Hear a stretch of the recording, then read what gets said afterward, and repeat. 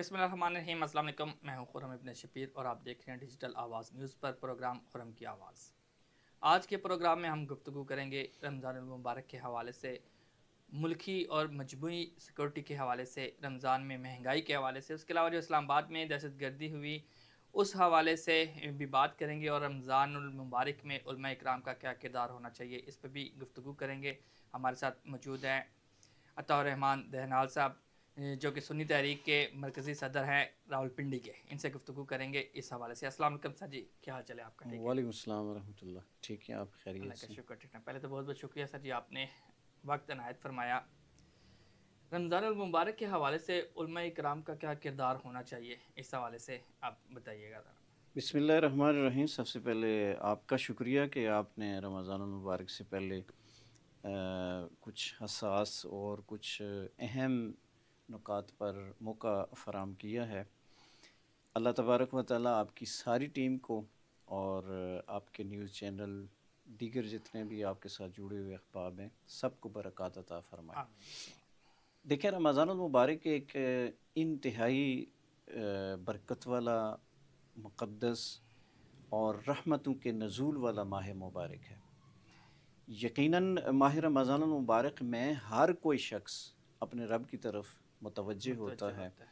और जैसे उलमा की ज़िम्मेदारी है कि उलमाए किराम मसाजिद को आबाद करते हैं, दर्स व तदरीस का एक सिलसिला होता है। वो नमाज़ी जो पूरा साल भी मस्जिद की तरफ नहीं आते, वो भी मस्जिद को वक़्त देते हैं, दीन की तरफ आते हैं, दीन को सुनना पसंद सुनना करते पसंद हैं। करते हैं।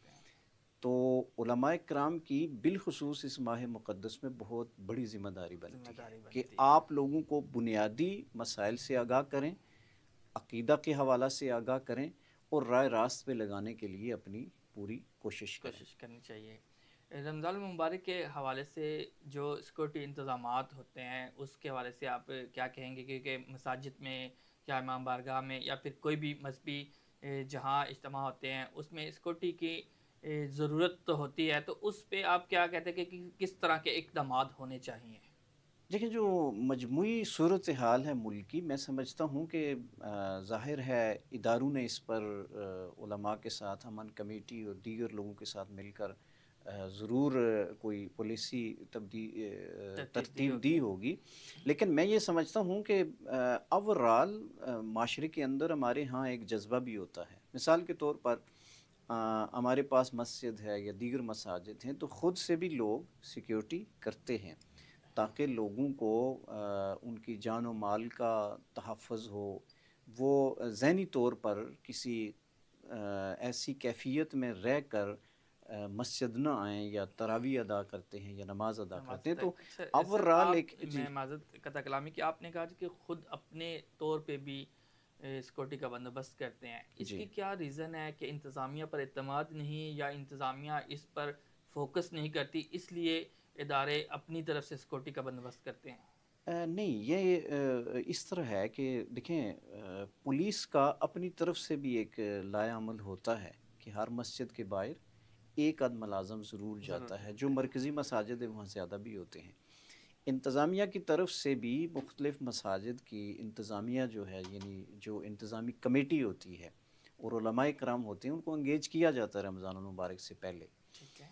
उसमें एक रीज़न तो ये होता है कि देखें, पुलिस लोग बहुत सारे आ रहे होते हैं और जो ऑलरेडी शहर की या आम मस्जिद नहीं है, मोहल्ले की मस्जिद है। तो जब वहाँ एक मोहल्ले का आदमी खड़ा होता है सिक्योरिटी के लिए या इंतज़ामात देखने के लिए, तो वो तकरीबन मोहल्ले के लोगों को जानता है। अगर कोई अजनबी आदमी अजनबी आ वहाँ जाता है। आता है तो वो आगाह कर सकता है।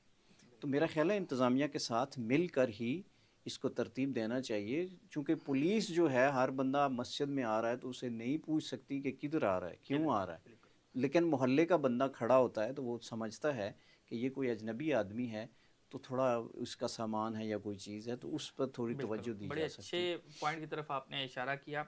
अच्छा, ये जो सिक्योरिटी के मामलात हैं इस पर, और आम तौर पे रमज़ान में जो महंगाई हो जाती है, इस हवाले से क्या आप समझते नहीं कि उलमा इकराम को कोई सेमिनार मुनक्कद करने चाहिए, कोई प्रोग्राम मुनक्कद करने चाहिए जिसमें ताजर बरादरी को भी शामिल किया जाए, आम आवाम को भी शामिल किया जाए, ताकि इस मसले को हल किया जाए? क्योंकि मुख्तलिफ ममालिक में आप देखें پاکستان کے علاوہ یا مسلم ممالک کے علاوہ جو باقی ممالک ہیں ان کے کوئی مذہبی تہوار آتے ہیں تو ان کی چیزیں جی سستی ہو جاتی ہیں، لیکن جی ہمارے ہاں ایسا نہیں ہوتا.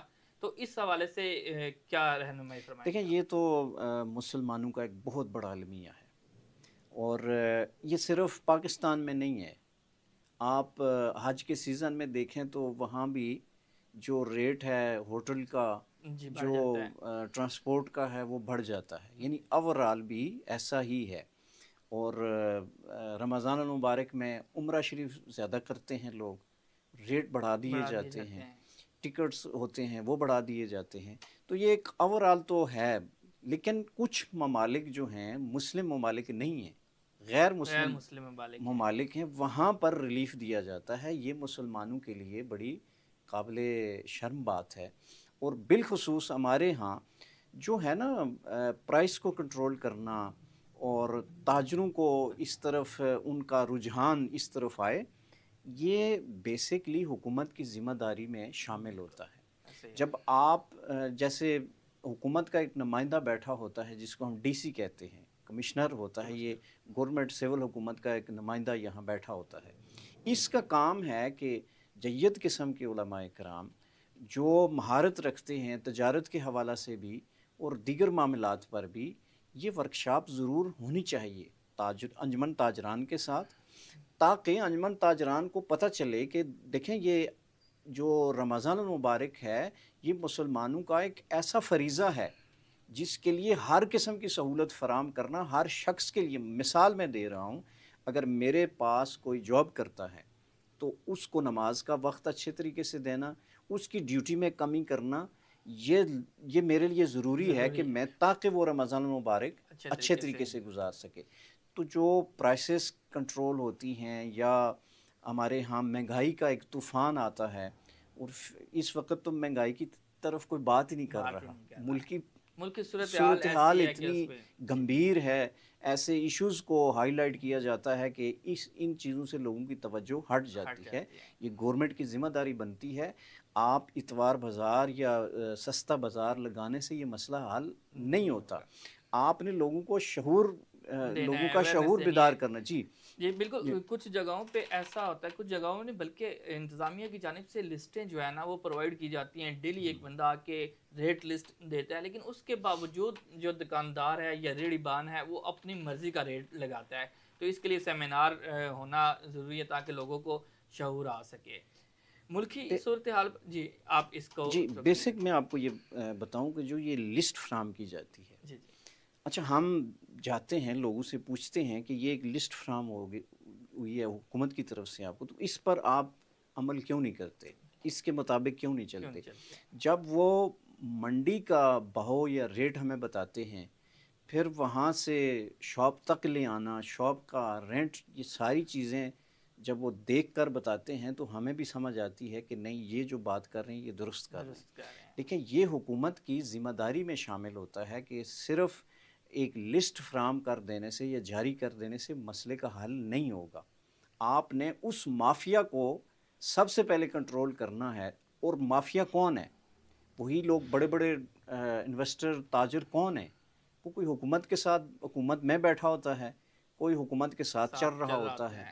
تو وہاں یہ چیزیں ساری جو ہیں، مہنگائی کا جو اصل وجہ ہے، اس مہنگائی کو کنٹرول کرنے میں بیسک وہ لوگ جو ہیں انوالو ہوتے ہیں. اگر یہ کنٹرول کریں تو پھر ان کے اپنے جو اثاثہ جات ہیں اس پہ وہ قدغن سمجھتے لگتی ہے. لیکن لگتی ہے. میں یہ سمجھتا ہوں کہ یہ حکومت کو چاہیے کہ منڈی کا جو بہو ہے اس کو، اب دیکھیں نا، پٹرول جو ہے ایک مہنگا ہے، یا رینٹ ایک گاڑی کا بہت زیادہ ہے، منڈی تک مال لانے کے لیے بہت زیادہ رینٹ بڑھتا ہے وہ. بڑھتا ہے تو بالکل. پھر وہ مال جو ہے آگے ایسے آپ نے پھر کیا کرنا ہوتا ہے؟ پٹرول آپ نے سستا کرنا ہے، آپ نے رینٹ جو ہے، منڈی کا بہو جو ہے وہاں چیک اینڈ بیلنس کرنا ہے.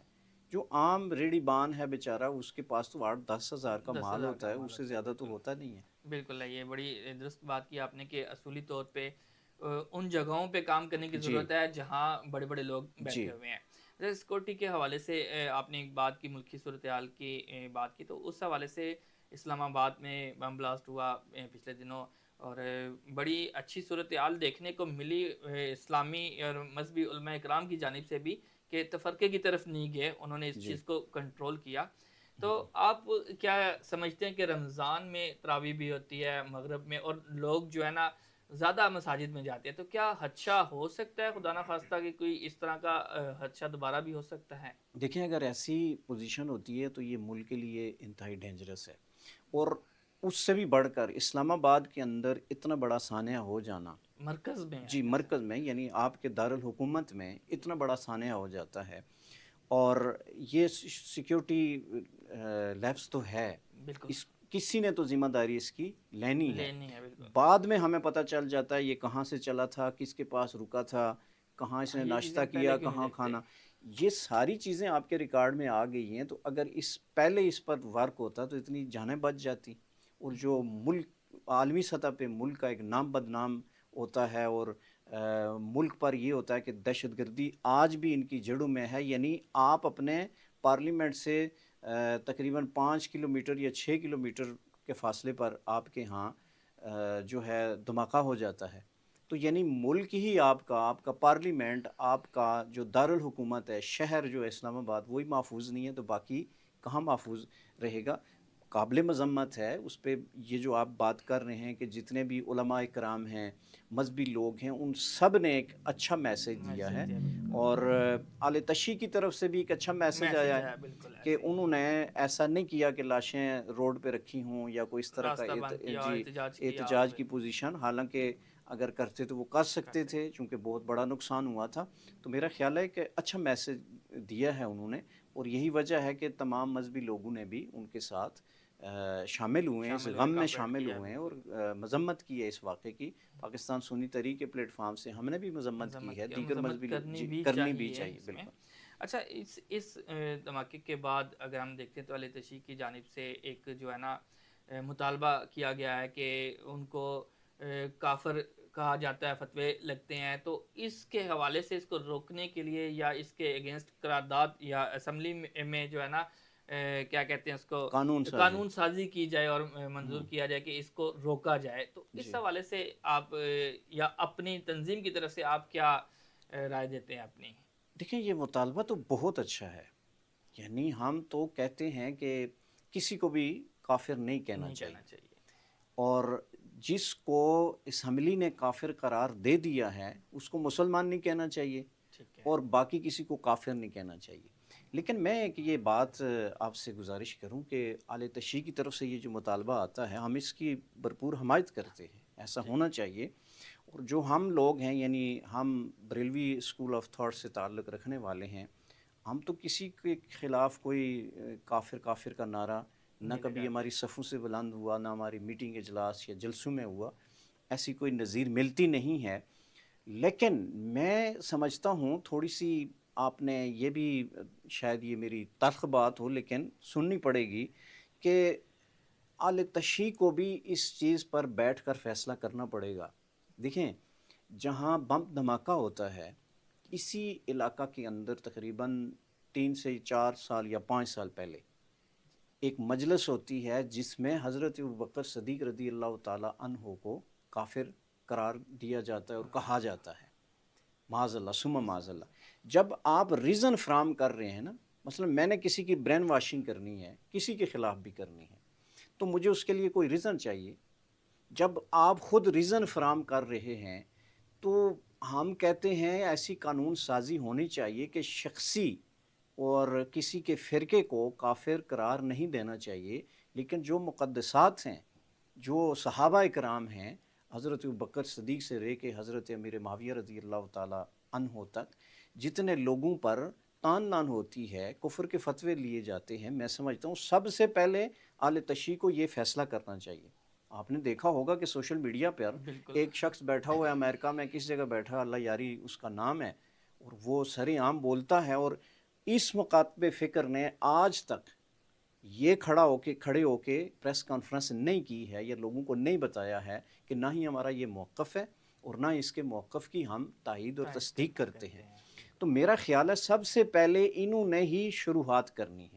یہ جب شروعات کریں گے، مطلب کہ یہ اپنی تقریر میں جو دوسروں پہ فتویٰ لگاتے ہیں یا جی دوسروں کو کافر قرار دیتے ہیں وہ ختم کریں گے تو عملی تب طور پر عملی طور پر عملی طور پر اعلی تشیع پاکستان کے بیٹھ کر یہ فیصلہ کریں، ان کی جتنی تنظیمات ہیں، جتنے لوگ ہیں، جتنی لوگ ان کے لیڈ کرتے ہیں اپنی جماعتوں کو، وہ یہ ایک فیصلہ کریں کہ جو حضرت ابوبکر صدیق کے بارے میں کوئی نازیبہ بات کرے گا اس کے خلاف بھی قانون سازی ہونی چاہیے اور اس کو سزا بھی ہونی چاہیے، ہم اس کو بچانے کی ہرگز کوشش نہیں کریں گے۔ جو فاروق اعظم کے بارے میں، سیدہ عائشہ کے بارے میں یا دیگر صحابہ کرام کے بارے میں کوئی ایسی بات کرتا ہے تو اسی قانون سازی کے تحت اس پر بھی وہی قانون لاگو ہونا چاہیے جو یہ مطالبہ کر رہے ہیں کہ ہمارے بارے میں میں پہلے یہ کہہ چکا ہوں کہ ہمارے ہاں سے کبھی بھی کوئی ایسا نعرہ نہیں لگایا گیا اور نہ ہی ہمیں کسی ایسے نعرے کی تائید کرتے ہیں۔ یعنی اگر کسی کی صف سے، کسی کے جلسے سے ایسا کوئی نعرہ لگتا ہے تو ان کو سوچنا چاہیے کہ آپ ریزن فراہم نہ کریں۔ تو میرا خیال ہے یہ تکفیری سلسلہ جو ہے پاکستان کے اندر یہ بند ہونا چاہیے، ایک دوسرے کے مسالک کا احترام ہونا چاہیے، ایک دوسرے کی مساجد کا احترام ہونا چاہیے اور ہم آہنگی ہونی چاہیے، اور یہی وجہ ہے کہ جب ہم آہنگی ہوگی تو اس طرح کے سانحات اور واقعات سے بھی ملک جو ہے وہ بچا رہے گا۔ جائے گا۔ یہ فرقہ واریت ایک ایسی خامی کہہ لیں کہ جس کی وجہ سے بہت سارے مسائل بھی سامنے آتے ہیں۔ اس میں جیسے آپ نے ذکر کیا، اب جتنے بھی مسالک ہیں ہمارے پاکستان میں، ان کے اندر کوئی ایک ایسی ہم آہنگی کا ایک ایسا بورڈ تشکیل دیا جائے جس میں فتویٰ اگر دیا جائے تو سرکاری طور پہ فتویٰ بنایا جائے۔ اب دیکھیں یہاں مختلف لوگوں نے اپنے اپنے مطلب دڑے کہہ لیں یا اپنی اپنی دکانیں کہہ لیں، جیسے کہ ہر مسلک کے کچھ علماء کرام ایسے ہوتے ہیں جو انتہائی جذباتی قسم کے ہوتے ہیں، ان کی تقریر سننے کے لیے ان کے نوجوان جو ہیں وہ آتے ہیں سامنے اور سنتے ہیں اور ان کو ہیرو بھی مانتے ہیں، تو انہی کو ہی سن کے دوسروں کے درمیان جو نا اختلاف یا نفرت پیدا کی جاتی ہے۔ تو کیا اس چیز کو روکنے کے لیے بھی پاکستان میں علماء اکرام کا کوئی کردار سامنے آیا ہے کہ جتنے بھی مکاتب فکر کے علماء اکرام ہیں ان ساروں کو ایک بورڈ تشکیل دیا جائے اور اس جارحانہ انداز کو روکا جائے؟ میرا خیال ہے دیکھیں جہاں تک آپ کہہ رہے ہیں نا کہ سرکاری طور پہ کوئی فتویٰ آ جائے، پہلے تو سرکار پہ ہی اعتماد نہیں ہے۔ میں آپ کو یہ کلیئر بات بتاؤں آپ کو، مثلا نون لیگ کی سرکار ہے تو پی ٹی آئی کا مولوی بھلے سے درست فتویٰ بھی دے گا تو وہ نہیں مانیں گے، مانا جائے گا۔ اور پیپل پارٹی کی پی ٹی آئی کی حکومت ہے تو نون لیگ کا مولانا اگر اٹیچ ہے تو درست فتویٰ بھی دے گا تو وہ بھی نہیں مانیں گے۔ یہ ایک دوسرے کے خلاف فتویٰ جات کو استعمال کرتے ہیں، دیکھیں فتویٰ آپ نے جاری۔ آپ نے حکومت کا ذکر کیا، یعنی کہ سیاسی طور پہ آپ نے کہا کہ ایک سیاسی مولوی دوسرے سیاسی مولوی کے فتوے کو نہیں مانے گا، تو پھر یہ مذہبی مولوی کیسے مانیں گے؟ میں اس میں اس کی مثال دے دیتا ہوں آپ کو۔ میں ایک مثال لیتا ہوں، ایک شرعی مسئلہ تھا، جیسے عمران خان کی وائف کا ایک ایشو تھا، شرعی مسئلہ تھا، اس میں لوگوں نے شرعی رائے اپنی دے دی ہے۔ پھر اسلامی نظریاتی کونسل جو ہے یہ بیسکلی گورنمنٹ کا ادارہ ہے اور گورنمنٹ کو ہی اپنی سفارشات پیش کرتا ہے، اسمبلی کو سفارشات پیش کرتا ہے۔ آپ اندازہ لگائیں کہ اسلامی نظریاتی کونسل کی کتنی سفارشات پر ہماری پارلیمنٹ یا ہماری حکومت عمل کرتی ہے۔ ابھی حال ہی میں آپ دیکھ لیں میں قانون سازی کے اعتبار سے سمجھتا ہوں کہ 18 سال کی جو بچی ہے اس کا 18 سال ایج یہ قانونی نقطہ نظر سے 18 سال کی ایج میں نکاح جو ہے نا اس سے پہلے نکاح جو ہے قانوناً جرم قرار دیا گیا۔ گیا۔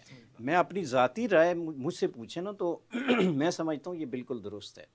اس کی وجہ حالانکہ ممکن ہے علماء اس سے اختلاف کرتے ہیں اور مخالفت بھی ویسے کریں۔ تو یہ علاقے کی مناسبت سے بھی ہو سکتا ہے نا کہ کچھ علاقے ایسے جیسے عرب ممالک یا افریقہ کے ممالک ایسے کہ جہاں بلوغت جلدی ہو جاتی ہے، تو وہ شاید اس ریزن سے بھی بات کی جا سکتی ہے۔ دیکھیں یہ دو چیزیں ہیں، تھوڑی بات دوسری طرف نکل گئی ہے۔ دو چیزیں ہیں، پہلی بات یہ ہے کہ جو قانون سازی ہوتی ہے اگر تو اس میں یہ کوئی شک ڈالی جائے کہ جو نکاح ہے وہ غیر شرعی ہے، 18 سال سے پہلے نکاح غیر شرعی ہے، تو پھر تو اس پہ بحث ہو سکتی ہے۔ جب دیکھیں ریاست کا کام ہے نا قانون بنانا، 15 سال کی ایج میں بھی تو آئی ڈی کارڈ بن سکتا ہے، بالکل، لیکن ایک گورنمنٹ نے ایک 18 سال کا 18 رکھا ہوا سال، لمٹ، کیونکہ ہاں تعلیم کا کوئی ایک دورانیہ ہے وہ جی، 18 سال میں مکمل ہوتا ہے. تاکہ اس کے ساتھ ساتھ ہی نوکری کا سلسلہ بھی نوکری کا شروع ہو جائے جاب ہے، باقی اس جہاں کو پہ نیشنلٹی جو ہے جی پراپرلی کسی، یعنی اس کو شہریت مل جانی مل چاہیے. جائے. تو اسی طرح ہے کہ دیگر کچھ ایسی چیزیں ہیں جو 18 سال کی ایج کے ساتھ اٹیچ ہوتی ہیں. یہ قانوناً ہیں، شرعاً نہیں ہے. اب کل کوئی 15 سال آ جاتا ہے کہ آئی ڈی کارڈ بننا چاہیے تو کوئی حرج نہیں ہے. ایسے ہی ہے کہ جو نکاح ہے، نکاح بچی جیسے ہی بالغ ہوتی ہے تو اس کا نکاح ہو سکتا ہے. ایون کہ فقہاء کرام نے لکھا ہے کہ اگر بالغ نہیں ہے بچی، اس کا نکاح ہو گیا، نکاح کروا لیں، جب وہ بالغ ہو تو وہ اپنا نکاح جاری رکھنا چاہے تب بھی اس کے پاس اختیار ہے، اگر وہ توڑنا چاہے تب بھی اس کے تب اس پاس کا اختیار. اختیار ہے. تو اگر یہاں کوئی ایسی شک ہوتی کہ یہ قانوناً شرعاً جو ہے جرم ہے 12 15 16 سال کی ایج میں، تو میرا خیال ہے اس پہ بحث ہو سکتی تھی. ریاست نے معاشرے کے معاملات کو دیکھ کے اگر کوئی قانون سازی کی ہے، نیت اس کے پیچھے کیا ہے وہ میں آپ کو پہلے بتا چکا ہوں کہ آپ کی اسلامی نظریاتی کونسل بیٹھی تھی، آپ اس سے بھی سفارشات لے لیتے تو میرا خیال ہے زیادہ بہتر زیادہ ہوتا، بہتر اس ہو پہ جاتا. علماء کرام رہنمائی کرتے. بالکل. تو ریاستی سطح پر جب آپ کہہ رہے ہیں نا کہ کسی چیز کا کوئی فتویٰ جاری ہو جائے تو اس میں تھوڑا سا ابہام آ جاتا ہے ابہام آ کہ جاتا ہے. ریاست جو ہے علماء کرام کو صحیح معنوں میں ایکسیپٹ بھی کرتی ہے یا نہیں کرتی. ان کا احترام، عزت، ان کے دیگر معاملات ریاست تو جب چاہتی ہے علماء کو دبا لیتی ہے، جب چاہتی ہے تو سامنے لے آتی ہے. تو میرا خیال ہے یہ علماء پر ہی مذہبی جو معاملات ہیں علماء پہ علماء چھوڑنے چاہیے، لیکن ریاست کی ذمہ داری ہے کہ علماء کی ہم آہنگی کے لیے اپنا پورا کردار ادا کرے اور پلیٹ فارم مہیا پلیٹ کرے. فارم مہیا کرے. اچھا، پروگرام کو اختتام کی جانب چلتے ہیں. رمضان کے حوالے سے بھی ڈسکشن ہماری چل رہی تھی. رمضان کے حوالے سے آپ ہمارے نوجوانوں کو کیا پیغام دیں گے؟ 1 2 دن میں رمضان شروع ہونے والا ہے، تو اس میں جو عام عوام ہے ان کو کیا کردار ادا کرنا چاہیے تاکہ رمضان المبارک میں امن و امان بھی قائم رہے اور اخلاقی طور پر بھی ایک اچھے طریقے سے گزار سکے؟ دیکھیں، سب سے پہلے میں ایک آپ کے اس پلیٹ فارم سے یہ بھی گورنمنٹ سے مطالبہ کرنا چاہوں گا کہ جو ایسی ویب سائٹس چلتی ہیں جس میں واہیات قسم کی چیزیں آتی ہیں، کم از کم رمضان المبارک میں ان کو بین کرنا چاہیے. ہر ہمارے بچے نوجوان کے پاس جو ہے موبائل ہے. علماء کرام سے رہنمائی لیں اور ہماری جو نوجوان نسل ہے جس راہ روی کی طرف وہ چل پڑی ہے، میرا خیال ہے یہ ایک بہت سنہری موقع ہوتا ہے کہ ایک گھر کا ماحول ہے، صبح سب لوگوں نے اٹھنا ہے، نماز کا ایک ماحول ہوتا ہے، اسی طرح درس و تدریس کا ایک ماحول ہوتا ہے. تو میں سمجھتا ہوں بنیادی مسائل کی طرف آئیں، اللہ کی بارگاہ میں توبہ طائف کریں، اگر کوئی گناہ ہوئے ہیں تو ان سے معافی مانگیں گے. تو یہ ماہ مبارک ایسا ہے جس میں اللہ تبارک و تعالیٰ گناہوں کو معاف کرتا ہے. نوجوان نسل کے پاس سنہری موقع ہے کہ وہ اپنے آپ کو کسی بھی ایسی ایکٹیویٹی سے نکال کر اللہ کے راستے پہ لانا چاہتے ہیں تو یہ اتنا سنہری موقع ہوتا ہے رمضان المبارک کا کہ جس میں اللہ کے پیارے نبی نے فرمایا کہ شیطان قید ہوتے ہیں، دیگر بہت ساری برکات ہیں اس میں. تو ان سے فائدہ اٹھاتے ہوئے نوجوان نسل کو جو ہے وہ، اگر کوئی شخص شاپ پہ ہے تو اگر موبائل یوز کرتا ہے تو اس میں تلاوت سن لے، اس میں مذہبی بیانات سن لے. پھر سوشل میڈیا کے بہت سارے پلیٹ فارم پہ ایسے پروگرام آتے ہیں، پھر ایسے ہی آپ کے جو میڈیا پہ چینلز ہیں وہاں بہت سارے ایسے رمضان مذہبی اچھے ٹرانسمیشن چلتی ٹرانسمیشن ہیں. کے نام سے بہت سارے پروگرام ہوتے ہیں. تو میرا خیال ہے اس میں اچھی رہنمائی انہیں مل سکتی ہے. بہت شکریہ آپ کا جی. رمضان المبارک کے حوالے سے بتا رہے تھے ہمارے مہمان کے زیادہ سے زیادہ برکتیں حاصل کرنے کی کوشش کی جائے اور اچھے طریقے سے رمضان المبارک کو گزارا جائے.